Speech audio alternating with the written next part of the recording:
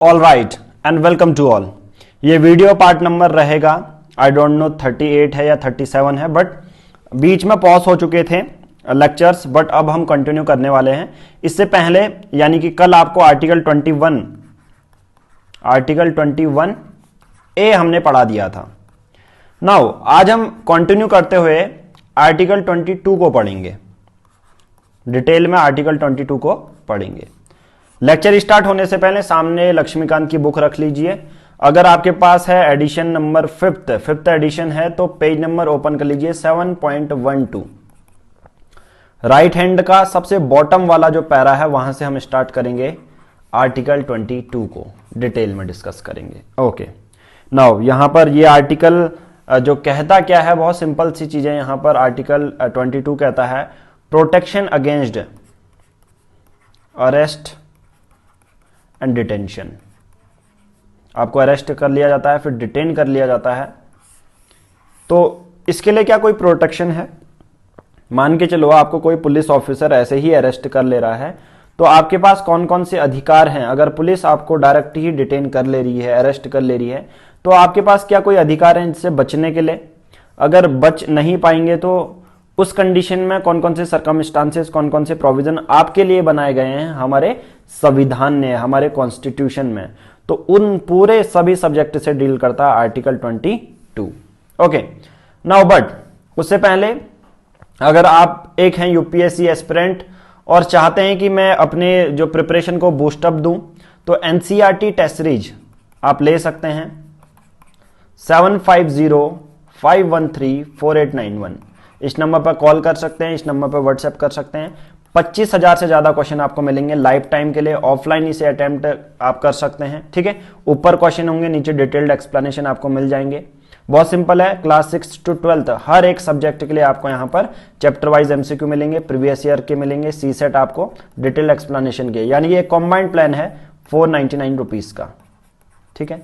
और अगर आप करंट अफेयर से परेशान है कि करंट अफेयर कैसे बनाना है, द हिंदू के नोट्स अगर आप नहीं बना पा रहे हैं, एनसीईआरटी जिस्ट, ये सबसे इंपॉर्टेंट रहती है कि जो लोग प्रिपेयर कर रहे हैं और जिस्ट जिनके पास नहीं है, तो हमने खुद प्रिपेयर की है, तो करंट, द हिंदू के नोट्स और डेली की आंसर राइटिंग, यानी कि प्रीलिम्स से लेके मेंस तक दूसरा भी जो प्लान है वो भी 499 रुपीज का है, ठीक है। आप इस प्लान को भी ले सकते हैं, इस प्लान को भी ले सकते हैं, और कॉम्बाइंड अगर ये दोनों प्लान लेने हैं तो 799 रुपीज में आप इसे ले सकते हैं। डिस्क्रिप्शन में इंस्टामोजो का लिंक, गूगल पे, फोन पे नंबर होगा, डायरेक्टली हम आपको प्राइवेट ग्रुप से ऐड कर देंगे और ये सभी आपको मटेरियल आपको टेलीग्राम ग्रुप में आपके ईमेल आईडी में मिल जाएंगे। ओके, तो चलिए, और बिना किसी देरी के इस नंबर पर कॉल कर सकते हैं। तो स्टार्ट करते हैं आज का डिस्कशन। बहुत सिंपल सा डिस्कशन है, ज्यादा कॉम्प्लेक्स बनाएंगे नहीं, तो एक एक करके, ठीक है। जैसे मैंने बोला कि आप जो भी पढ़ रहे हैं उसको सामने रख के पढ़ें, लक्ष्मीकांत को बुक को सामने रखें और उसके बेसिस पे मैं आपको समझाते हुए चलूंगा तो बहुत ईजी रहेगा समझना। बहुत सिंपल सी बात है। फिर आर्टिकल 22, अब देखो आर्टिकल 22 सबसे पहले, जैसे मैंने बोला था, पॉइंट वाइज हम डिस्कस करेंगे कि पहला, फिर दूसरा, फिर तीसरा, फिर चौथा। आर्टिकल 22 एक हमें प्रोटेक्शन देता है। अगर किसी पर्सन को अरेस्ट कर लिया गया, डिटेन कर लिया गया, तो उससे कैसे बचा जा सकता है, उसके लिए हमें प्रोटेक्शन देता है। कोई हमें आर्बिट्रेरी अपना पावर का इस्तेमाल करके हमें अरेस्ट नहीं कर पाएगा, ठीक है। उसको रीजन देने पड़ेंगे, कौन कौन से प्रोविजन अभी लिखे गए हैं वो मैं आपको बताता हूं। तो सबसे पहला पॉइंट यही है, किसी पर्सन को प्रोटेक्शन मिलती है against, protection against arrest and detention. Okay, पहला पॉइंट हो गया। अब मैं बात करूं तो यहां दो चीजें होती हैं, एक होता है, दो टाइप से आपको अरेस्ट किया जा सकता है। मैं कहूंगा एक है प्यूनिटिव, एक क्या है, प्यूनिटिव है, प्यूनिटिव डिटेंशन, और दूसरा मैं कहूंगा यहां पर कौन सा, प्रिवेंटिव डिटेंशन। प्रिवेंटिव डिटेंशन, इसको मैं एग्जांपल से भी समझाते हुए चलूंगा तो आपको बहुत इजी रहेगा इसको समझना, ठीक है। तो मैंने कहा पहले अरेस्ट से प्रोटेक्शन देना, यानी कि कोई आपको अरेस्ट कर लेगा तो आपके पास कौन कौन से प्रोविजन हैं उनसे बचने के लिए, यानी कि पुलिस से आप क्या क्या कह सकते हो। अब अरेस्ट आपको दो चीजों में किया जा सकता है, ये अरेस्ट के दो पार्ट हैं। प्यूनिटिव डिटेंशन और प्रिवेंटिव डिटेंशन, बहुत सिंपल सी बात है। प्यूनिटिव डिटेंशन बहुत सिंपल सी बात है। प्यूनिटिव डिटेंशन क्या होता है कि देखो, जो भी पढ़ा है आपने, punish a person for offence committed by him after trial and conviction in court. Trial and conviction in court. Suppose आपने कोई एक्स पर्सन है, आप नहीं बोलूंगा मैं, कोई एक्स पर्सन है, किसी एक्स पर्सन ने मर्डर किया, उस मर्डर का केस कोर्ट पे गया, कोर्ट में ट्रायल हुआ, कोर्ट ने उसको गिल्टी करार दिया, तो एज ए कन्विक्शन उसका हो जाएगा। ओके, तो यानी कि ये रहता है कि प्रेजेंट में आपने एक्स पर्सन ने मर्डर कर दिया, तो उसको सजा हो गई, उसको कोर्ट ले जाया जाएगा, उसको गिल्टी करार दे दिया जाएगा, जेल में डाल दिया जाएगा। ओके, इस बेसिस पर आपको अरेस्ट किया जा सकता है एक्स पर्सन को। बार बार आप कह रहा हूं तो कोई उसको अपने मीन कमेंट की तरह मत लें, ठीक है। तो मैं आप बोल रहा हूं तो एक्स पर्सन, तो यहां पर डिस्क्लेमर डाल देता हूं मैं, आप मतलब एक्स पर्सन, कोई एक्स पर्सन है, ठीक है, आप बिल्कुल भी नहीं है जो भी ये वीडियो देख रहा है। ओके, नाउ प्यूनिटिव डिटेंशन हो गया। फिर उसके बाद हम कर लेते हैं प्रिवेंटिव डिटेंशन। नाम क्या लग रहा है, प्रिवेंटिव डिटेंशन, यानी कि किसी चीज को प्रिवेंट हम कब कर सकते हैं, है ना। एक हो सकता है कोई बीमारी हो गई, तो हम पहले से प्रिवेंटिव मेजर्स लेंगे तो बीमारी को होने ही नहीं देंगे ना। तो वैसे ही क्राइम होने से पहले अगर कोई बंदा सस्पिशन के बेसिस पर होता है, ये प्रिवेंटिव डिटेंशन सस्पिशन के बेसिस पे, यानी कि कहने का मतलब क्या है कि detention of a person without trial and conviction by court, मतलब ना ही कोर्ट में ट्रायल होता है, ना ही कोर्ट उसे गिल्टी करार देती है, फिर भी उसका जो है अरेस्ट या डिटेंशन हो जाता है। अब ऐसा डिटेंशन कब होता है, सस्पिशन, यानी कि आप में शक है, पुलिस को शक है आप में कि आप फ्यूचर में क्राइम करेंगे। आप, मैं पहले ही बता चुका हूं, आप यानी कि एक्स पर्सन, ठीक है, तो फ्यूचर में आप क्राइम करने वाले हैं। अब आप कहेंगे यार पता कैसे चलेगा फ्यूचर में क्राइम करने वाले हैं, बहुत सिंपल सी बात है ना, कि यानी कि सपोज कोई स्ट्राइक होती है, हड़ताल होती है, तो आपके हाथ में बोतल्स हैं, आप चाकू लेके चल रहे हो, या जैसे सीआईडी होता है, सीआईडी में हो जाता है ना कि आप में सस्पिशन है कि यार आप कोई एक्स पर्सन कोई मर्डर चार्जेस का सस्पिशन है कि यार इस प्रेजेंट लोकेशन में वो देखने को मिला था सीसीटीवी में, तो यार सस्पिशन है, तो आपको पुलिस धर लेती है ना। तो प्रिवेंटिव डिटेंशन का मतलब यही होता है कि कभी अगर फ्यूचर में कोई क्राइम हुआ तो ऐसे अगर आपको अरेस्ट कर लिया गया, अब कोर्ट भी ट्रायल या कन्विक्शन करार नहीं दे रही है, आपको अरेस्ट कर लिया जाता है बस सस्पिशन के तौर पे, आपको पे शक है, तो इस बेसिस पर वाला डिटेंशन क्या कहलाता है, प्रिवेंटिव डिटेंशन। ओके, तो मैंने ये सबसे पहले सिंपल सी बात बोल दी, आर्टिकल 22 प्रोटेक्शन देगा अरेस्ट से। अरेस्ट दो टाइप के होते हैं, punitive detention, preventive detention. Okay, now अब आगे देखिए, बहुत सिंपल सी चीजें हैं आगे। अब आपको क्या समझना है, आगे पेज नंबर बढ़ जाइए, पेज नंबर है 7.13, ठीक है, page number 7.13, left top corner, left top corner है कि नहीं, ठीक है, तो उस पर देख लीजिए, ठीक है, वही मैं आप पढ़ाने वाला हूं। ओके, अब हमें आर्टिकल 22 के, देखो आर्टिकल 22 के दो पार्ट हैं, फर्स्ट पार्ट और सेकंड पार्ट, सही है, सॉरी, आर्टिकल 22 के दो पार्ट हैं, फर्स्ट और सेकंड पार्ट। अब देखो हर एक पार्ट में अलग चीजें लिखी गई हैं। तो पहला पार्ट जो है आर्टिकल 22 का पहला पार्ट है, वो ऑर्डिनरी लॉ के बारे में बात करता है। किसके बारे में, ऑर्डिनरी लॉ के बारे में, इससे आपको बचाता है ऑर्डिनरी लॉ से। यानी कि कहने का मतलब किसी एक्स पर्सन ने क्राइम कर दिया, सेक्सुअल असॉल्ट के चार्जेस हैं, तो ये ऑर्डिनरी लॉज हैं, ठीक है, जनरली कौन से लॉज हैं, ऑर्डिनरी लॉज हैं। अब इसके बेसिस पर क्या होगा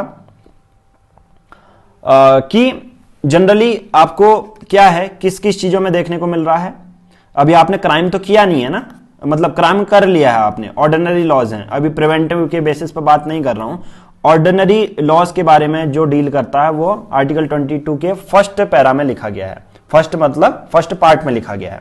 अब कोई आपको पुलिस आपको धर लेती है, तो उस समय आपके पास कौन कौन से प्रोविजन है? पहला प्रोविजन है, देखो पहला प्रोविजन है right to be inform on the ground of arrest.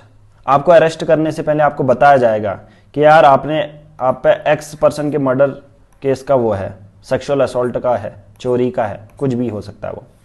तो राइट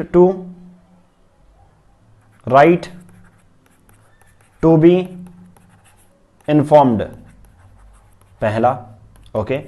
दूसरा राइट टू कंसल्ट। अब आपके पास ये भी अधिकार रहता है कि आप कंसल्ट कर सकते हैं।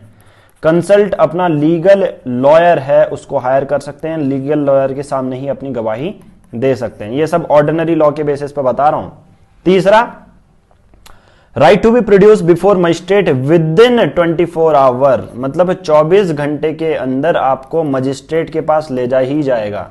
ऐसा नहीं यार पुलिस स्टेशन में ही आपकी तुड़ाई कर रहे हैं, ठीक है, आपको 24 घंटे के अंदर मजिस्ट्रेट में ले जाया जाएगा। ऐसा नहीं यार 2-3 दिन तक आपको रख दे रहे हैं अरेस्ट करने के बाद। आपके पास ये अधिकार है कि आपको 24 घंटे के अंदर मजिस्ट्रेट के पास पेश किया जाएगा। नाउ फोर्थ हमारा राइट क्या है? Right to be released after 24 hour, और 24 घंटे तक ही आपको अरेस्ट किया जा सकता है। 24 घंटे के बाद आपको छोड़ दिया जाएगा, जब तक अगर कोर्ट आपको फर्दर आदेश ना दे कि और इसको कस्टडी में रखो, तो 24 घंटे के अंदर आपकी बेल हो जाएगी, आपको छोड़ दिया जाएगा। बेल तो चलिए छोड़िए, बेल तो तब मिलेगी जब कोर्ट आपको कोई ऑर्डर दे फर्दर, उसके बाद बेल ले सकते हैं, बट 24 घंटे के अंदर छोड़ दिया जाएगा।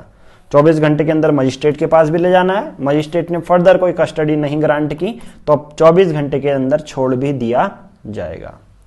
अब ये सभी जो सेफ गार्ड हैं, चारों के चारों सेफ गार्ड हैं, is not available to an enemy alien. Enemy alien कौन है? एनिमी एलियन आप सबको पता है, पाकिस्तान।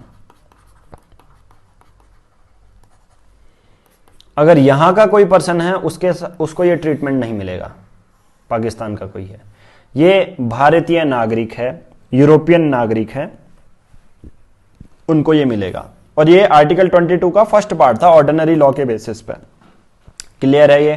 ठीक है, ओके। नाउ अब ये वाले उसको भी नहीं मिलेंगे जो प्रिवेंटिव डिटेंशन के अंदर अरेस्ट किया गया है। ये सिर्फ ऑर्डिनरी लॉ के बेसिस पर जिसको अरेस्ट किया गया है उसी को ये मिलेंगे, ना ही एनिमी एलियन को ये वो मिलेगा, और ना ही उसको जो प्रिवेंटिव डिटेंशन के अंदर जिसको अरेस्ट किया है। प्रिवेंटिव डिटेंशन के अंदर जिसको अरेस्ट किया है उसको भी नहीं मिलेगा। आई थिंक ये आपको क्लियर हो चुका है, ठीक है। पहला पार्ट बता दिया फिर मैंने।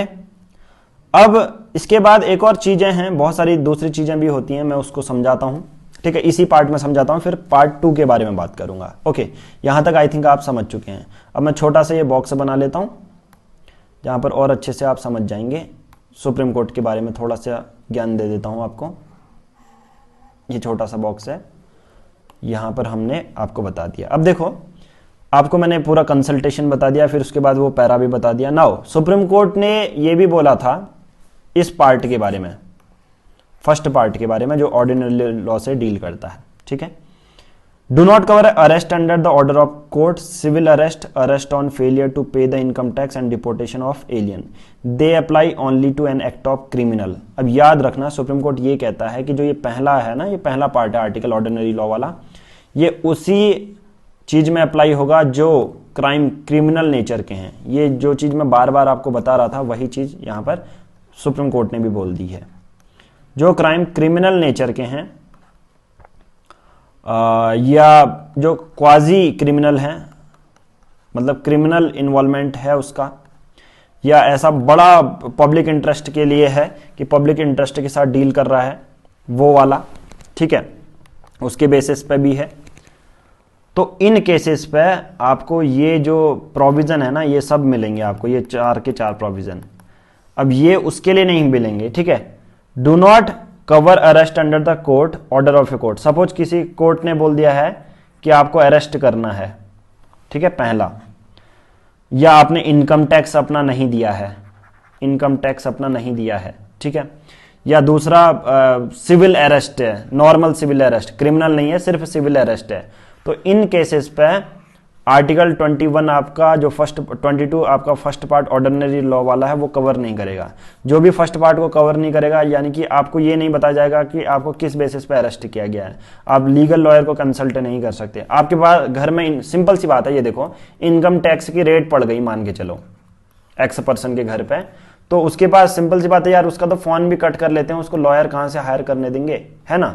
तो ये सब आपको सुविधाएं तभी मिलेंगी जब किसी एक्स पर्सन ने क्रिमिनल या क्वाजी क्रिमिनल या बड़े पब्लिक इंटरेस्ट पे कोई काम किया है, इनको वॉयलेट किया है, तो तब आपको ये प्रोटेक्शन मिलेगी, ना कि ये बहुत सिंपल सी बात है सिविल अरेस्ट के लिए क्यों ही जो मिलेगी आपको, है ना, कि आपने यार इनकम टैक्स नहीं दिया या बहुत बड़ा करप्शन कर दिया गया है तो आपको यार ऐसा थोड़ा ना होगा कि लॉयर के पास आपके पास 24 घंटे के अंदर मजिस्ट्रेट नहीं है, आपकी बहुत इंस्पेक्शन किया जाएगा, आपका इंटरोगेट किया जाएगा आपको पुलिस स्टेशन में बिठा के, ठीक है। यहाँ पर ये सब चीज़ें आई थिंक फर्स्ट पार्ट बता चुका हूँ, ये सिर्फ उसी पे अप्लाई होगा जनरली। ये आपको ये जो चीज़ें हैं ऑर्डिनरी लॉ पे होंगी, ऑर्डिनरी लॉ भी उसमें जो जनरली क्रिमिनल क्वाजी क्रिमिनल ये नेचर के होते हैं। आई थिंक मैं आपको पहला जो पार्ट है आर्टिकल 22 का वो क्लियर कर चुका हूँ। अब बात करते हैं आर्टिकल 22 के सेकंड पार्ट को, ठीक है, आर्टिकल 22 के सेकंड पार्ट को। अब सेकंड पार्ट आपके सामने है, बी जिसे लिखा गया है लक्ष्मीकांत में, बहुत सिंपल सी बात है। सेकंड पार्ट किससे आपको प्रोटेक्शन देता है? जिसको प्रिवेंटिव डिटेंशन के अंदर अरेस्ट किया है, प्रिवेंटिव डिटेंशन के अंदर जिसको अरेस्ट किया गया है, आपको उससे प्रोटेक्शन देता है, ठीक है, आपको उससे प्रोटेक्शन देता है आर्टिकल 22 का पार्ट नंबर सेकंड पार्ट, ठीक हो गया, ओके। अब इस पे क्या है, ये सिटीजन के लिए भी अवेलेबल है, याद रखना, और एलियन के लिए भी, एलियन मतलब दूसरी कंट्री, ठीक है, ये दोनों ही के लिए अवेलेबल है ये पार्ट। यानी कि अब इसके प्रोविजन देखो क्या क्या है, यानी कि कभी किसी एक्स पर्सन को सस्पिशन यानी कि उस पर शक हो कि और बोला जाए कि हाँ आप पे तो आप पे शक हो रहा है और हम आपको अरेस्ट कर लेते हैं, और ये सिटीजन और एलियन के लिए फिर आपके पास कौन कौन से प्रोविजन हैं बचने के लिए। बचने के मतलब यानी कि सर्टेन गाइडलाइंस या सर्टेन प्रोविजन जो आपकी हेल्प करेंगे, है ना। ऐसा नहीं होगा कि यार आपको अरेस्ट कर लिया जाएगा, आपके पास आपकी हेल्प के लिए कुछ है ही नहीं चीज़ें, है ना, ओके। अब देखो फर्स्ट वाला फिर कि आपको क्या होगा, 3 मंथ से ज़्यादा आपको जेल में नहीं रख सकते हैं, मैक्सिमम डिटेंशन टाइम है 3 मंथ। तो पहला पॉइंट यही कहता है कि the detention of a person can not exceed 3 month unless an advisory board reports further, अगर आपका एक्सटेंशन किया जाता है। अब बोर्ड में हाई कोर्ट के जजेस होते हैं, तो आपका मैक्सिमम पीरियड जो रहेगा वो 3 महीने रहेगा। दूसरा ये बोलता है ground of detention should be communicated to detenu, जिसको डिटेन किया गया है, डिटेंशन का जो ग्राउंड है उसके साथ बताया जाएगा। However fact considered to be again the public interest need not to be disclosed, उसको बताया जाएगा कि क्यों आपको अरेस्ट किया गया है। बट बहुत सारे ऐसे मैटर होते हैं ना जो पब्लिक इंटरेस्ट के बेसिस पे होते हैं, पुलिस ना चाहते भी उसको नहीं बता पाएगी, ठीक है। तीसरा, the detenu should be afforded an opportunity to make representation against the detention order, ठीक है। जो डिटेन्यू होगा मतलब जिसको अरेस्ट किया गया है, should be afforded an opportunity to make representation, यानी कि अपने बेसिस पे अपने रिप्रेजेंटेशन करवा सकता है, यानी कि उसको एक अपॉर्चुनिटी दी जाएगी कि आपके पास कोई सत्यता का प्रमाण है या किसी एक पर्सन जो कि आपको बता सके, ठीक है। तो detenu should be afforded an opportunity to make a representation against the detention order, यानी कि जो भी ऑर्डर डिटेंशन ऑर्डर है उसके लिए उसको एक अपॉर्चुनिटी दी जाएगी कि आप अपने बिहाफ में कुछ पेश कर सकते हैं, ओके। नाउ ये सब चीज़ें हैं, 3 मंथ का डिटेंशन, और ज़्यादा चीज़ें आपसे डिस्क्लोज नहीं की जाएंगी। उसको एक अपॉर्चुनिटी मिलेगी कि आप जो भी डिटेंशन ऑर्डर है उसके बिहाफ में कुछ करना चाहते हैं, फर्दर एक्शन लेना चाहते हैं, तो ये आपको 3 प्रोविज़न मिल गए, और ये सिटीजन के लिए भी होंगे और एलियन के लिए भी होंगे, ओके। नाउ अब इन सब चीज़ों में सपोज मान के चलो इन सब चीज़ों में चेंज करना है हल्का सा, ये 3 महीने को 4 महीने करना है या कम कर देना है, तो फाइनल पावर किसके पास रहेगी? अगला पार्ट यहीं आता है, अगला पार्ट घूम फिर के यहीं पर आता है कि फाइनल पावर किसके पास रहेगी? फाइनल पावर है अपनी पार्लियामेंट के पास। याद रखना, हमारी जो पार्लियामेंट है वो इन सब सर्कमस्टांसेस को चेंज कर सकती है। तो डायरेक्ट अगर आपसे पूछा जाए कि circumstances and classes of cases in which person can be detain for more without the 3 month under A preventive detention law, अगर ये चीज़ें किसी को प्रिवेंटिव डिटेंशन के अंदर या कुछ भी चीज़ें प्रोविज़न बदलना है तो फाइनल पार्लियामेंट उस पर कानून बना सकती है। दूसरा, मैक्सिमम जो जैसे 3 महीना है तो उसको 2 महीने करने का या 3 महीने को 4 महीने का करने का प्रोविज़न भी पार्लियामेंट ला सकती है कानून के तहत पे। ठीक है, ओके। द सी वाला क्या है? Procedure to be followed by advisory board in an inquiry, कोई प्रोसीजर जो फॉलो करना है, जो जजेस को कोई प्रोसीजर अगर फॉलो करना है तो उसके लिए भी कानून बना सकता है कौन? पार्लियामेंट। ठीक है, तो ये सब पॉइंट हमने पढ़ लिए। ओके, तो पहला पार्ट भी देख लिया और दूसरा पार्ट भी हमने देख लिया। अब कुछ सुधार के बारे में बात कर लेते हैं, जो सुधार किए गए हैं उनके बारे में। एक सुधार किया गया इस पूरे आर्टिकल में, ये सुधार किया गया है 44th अमेंडमेंट एक्ट 1978 में। ये सुधार कब किया गया? 44th अमेंडमेंट एक्ट 1978 में।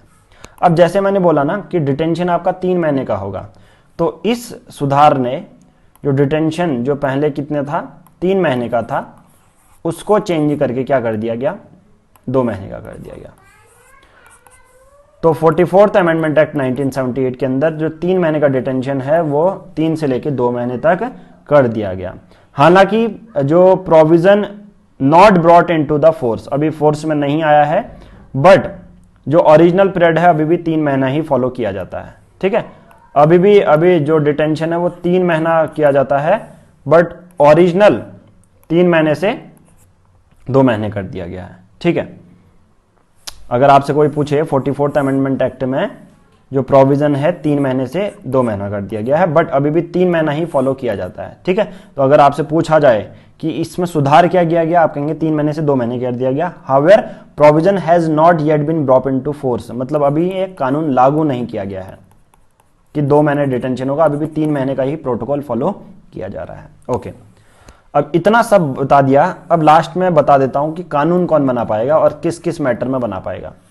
कानून बनाने की जो पावर दे दी गई है, जो लेजिस्लेटिव है, कानून बनाने की पावर 2 लोगों के पास है, पार्लियामेंट। अब आप कहेंगे इससे पहले तो पार्लियामेंट के पास थी कानून, तो मैंने कहा कि जो आर्टिकल 22 का जो पार्ट 2 है उस पर अगर कुछ चेंजेस करने तो वो एक्सक्लूसिव पार्लियामेंट ही करती है। बट अब मैं कुछ और थोड़ा सा इसको एलोबरेट करके बताता हूं कि कानून बनाने की पावर 2 लोगों के पास होती है, पार्लियामेंट और दूसरा स्टेट लेजिस्लेचर, स्टेट लेजिस्लेचर। ठीक है, इन दोनों के पास पावर रहती है कानून बनाने की। ठीक है, अब देखो पार्लियामेंट के पास कौन कौन से मैटर में एक्सक्लूसिव अथॉरिटी रहती है, कि यानी कि पार्लियामेंट ही बनाएगी और कोई नहीं बनाएगा उसमें।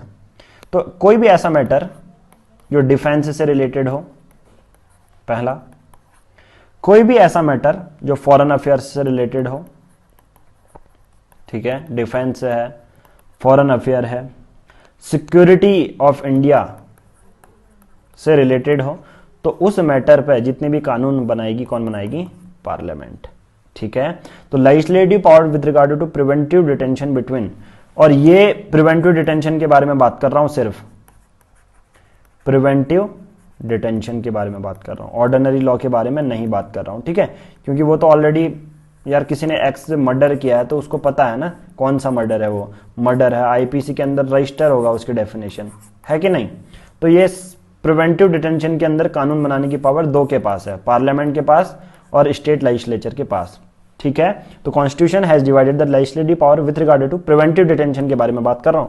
वहां पर आपसे पूछा जाएगा, देखो प्रीलिम्स में क्या आपसे कंफ्यूज किया जाएगा, आपसे बोलेंगे फर्स्ट पार्ट और सेकंड पार्ट दोनों के लिए नहीं, ये प्रिवेंटिव डिटेंशन के लिए अगर कानून बनाना है तो पार्लियामेंट और स्टेट लेजिस्लेचर दोनों ही बनाती है। पार्लियामेंट के पास कुछ मैटर होते हैं, डिफेंस से रिलेटेड हो, फॉरेन अफेयर्स से रिलेटेड हो, सिक्योरिटी ऑफ इंडिया से रिलेटेड हो, तो वो पार्लियामेंट बनाएगी। ओके, नाउ स्टेट लेजिस्लेचर वाला क्या होता है, अब आगे कुछ ऐसे कानून हैं जिसमें स्टेट लेजिस्लेचर प्लस पार्लियामेंट मिलके बनाती हैं, पार्लियामेंट मिलके कानून बनाती है, जिसे कॉन्करेंट कहते हैं, कॉन्करेंट लॉज कहते हैं। ओके, अब इसमें दोनों का ही अधिकार होता है कानून बनाने का। अब कौन कौन सा, सपोज पहला है स्टेट की सिक्योरिटी,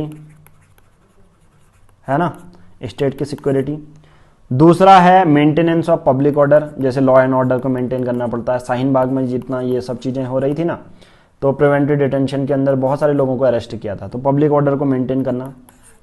एसेंशियल सर्विसेज को सप्लाई करना, जैसे दूध है, कोविड-19 में एसेंशियल सर्विसेज हैं, इनके सप्लाई करना, इनके लिए लॉज बनाना कंकरेंट होता है, ठीक है, यानी कि दोनों ही मिलके बना सकती हैं। ओके, तो ये लॉज वाला भी डिस्कस कर लिया। अब मैं कुछ ये डिस्कस करता हूँ कि अभी तक कोई कानून बने हैं क्या। यस, बने भी हैं, एक्सपायर भी हुए हैं।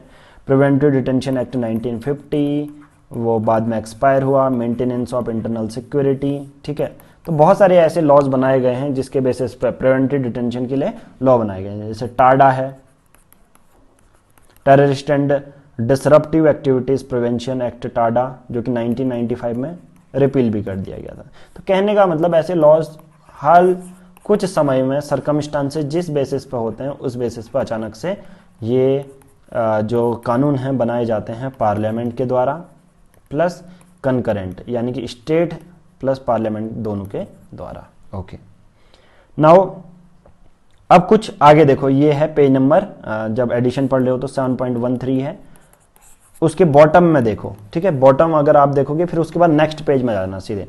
अनफॉर्चुनेटली एक चीज यहां पर ये देखने को मिलती है, no democratic countries in the world has made preventive detention, फिर आगे पेज में आ जाना, ठीक है, 7.14 से, ठीक है, as a integral part of the constitution, कि किसी ने भी कॉन्स्टिट्यूशन का इंटीग्रल पार्ट बनाया ही नहीं है, पर हमने बनाया है कॉन्स्टिट्यूशन का, ठीक है।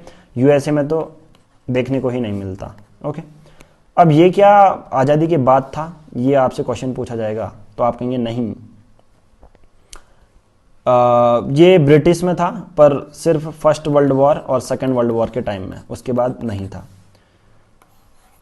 भारत के बारे में बात करूं तो प्रिवेंटिव डिटेंशन जब हमारी कंट्री में ब्रिटिश रूल किया करती थी तब से ही था। प्रिवेंटिव डिटेंशन कौन सा था, Bengal state prisoner regulation act 1818, ये कानून बनाए गए थे, ठीक है, और defence of India act of 1939, ये देखिए। अब ये कानून, ये प्रीलिम्स के लिए याद रख लीजिए, आपसे डायरेक्ट ये पूछा जाएगा कि ये जो प्रिवेंटिव डिटेंशन वाला कानून है आज़ादी के बाद संविधान में ऐड किया गया, ठीक है। हालांकि संविधान तो हमारा 1949 से बनना शुरू हो गया था, बट आज़ादी के बाद ऐड किया गया तो वो गलत होगा, ठीक है। तो आप कहेंगे नहीं, ये ब्रिटिश रूल में भी था, ब्रिटिश रूल से ही एक्ट थे, कानून थे, उसमें तो संविधान नहीं था ना हमारा, 1818 में संविधान थोड़ी ना था। बट यहाँ पर ये बोला जाएगा कि क्या आज़ादी से पहले भी कानून के तौर पर जब ब्रिटिश रूल करती थी तब भी प्रिवेंटिव डिटेंशन था। आपका आंसर होगा यस। कोई कहेगा कौन सा लॉ, तो आपका कहेगा 1818 का और डिफेंस ऑफ इंडिया एक्ट 1939 का act. Okay, now I think मैं पूरा आपको क्लियर करा चुका हूँ, जो भी चीज़ें बतानी थी आपको मैं डिटेल में बता चुका हूँ, ठीक है। बट एट द एंड जाते जाते अगर वीडियो अच्छी लगी है, वीडियो को लाइक कीजिए, कमेंट कीजिए, शेयर कीजिए चैनल को, ठीक है। दूसरा, आप क्या कर सकते हैं, हमारा जो टेलीग्राम ग्रुप है उसको ज्वाइन कर सकते हैं, क्योंकि बहुत सारे लोगों को नोटिफिकेशन नहीं मिलता, तो बेल आइकन सभी लोग जो है दबा लीजिए। PR पब्लिकेशन, देखो यहाँ पर सर्च बॉक्स दिख रहा है टेलीग्राम का, यहाँ पर सर्च कीजिए @PR पब्लिकेशन, तो आपको यहाँ पॉलिटी के लिंक मिल जाएंगे, लेक्चर से मिल जाएंगे। बट एक और चीज है यहाँ पर कि अगर यहाँ देखिए डेली के बेसिस पे यहाँ पर हम एक क्वेश्चन देते हैं, यानी कि मेंस की भी तैयारी आपकी हो जाती है। इसके सोर्सेज हालांकि हम पेड ग्रुप में ही देते हैं, मेंस में लाइव यहाँ पर चल जाता है, डेली के शाम को आपको मेंस आंसर राइटिंग लाइव करवाई जाती है। तो प्रीलिम्स से लेके मेंस तक पूरा इस चैनल में आपको गाइड किया जाता है। बाकी आपको लेनी है NCERT क्वालिटी कंटेंट, पूरे ऑल ओवर इंडिया में सबसे मिनिमम प्राइसेज है NCERT, और ईयरली सब्सक्रिप्शन लेना है तो आप ले सकते हैं 7505134891, ठीक है। आपको ज़्यादा देरी नहीं करनी है, इस नंबर पर कॉल करना है, व्हाट्सएप करके सारे डिटेल पूछ सकते हैं। आज की इस वीडियो में हम इतना ही करेंगे। Thank you.